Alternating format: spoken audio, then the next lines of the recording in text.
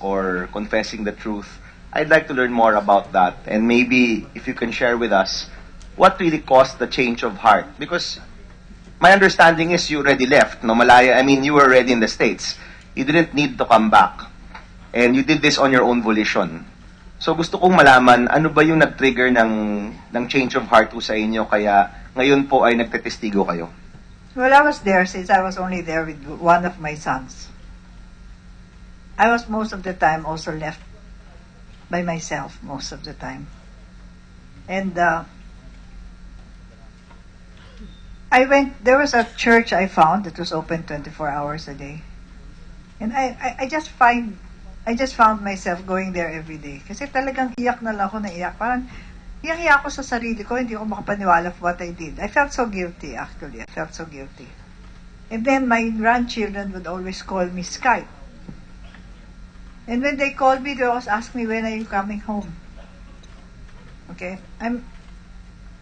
After a while of talking to them, and I was really missing them, and I was feeling so guilty. I really actually even felt like I was Judas Iscariot. I said, this was what Judas Iscariot must have felt with what he did, no? So, sabi ko, hindi ko yata kaya na to, ituloy pa ng ganito. I would like to do something. I don't want to die with 80 million Filipinos hating me. I don't want to die with my grandchildren being ashamed of me. So I felt I have to do something, and I have to correct my mistake, and I cannot possibly right a wrong with another wrong. So,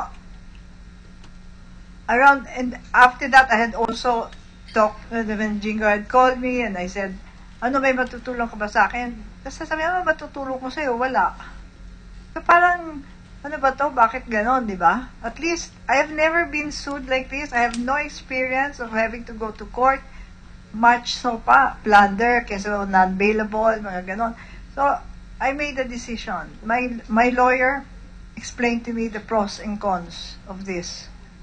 I knew that it's a big risk. It is not sure that I will be accepted in.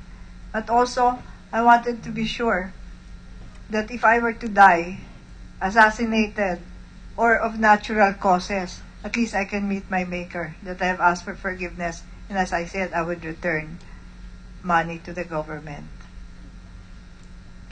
Ms. Tuason, thank you for your candidness.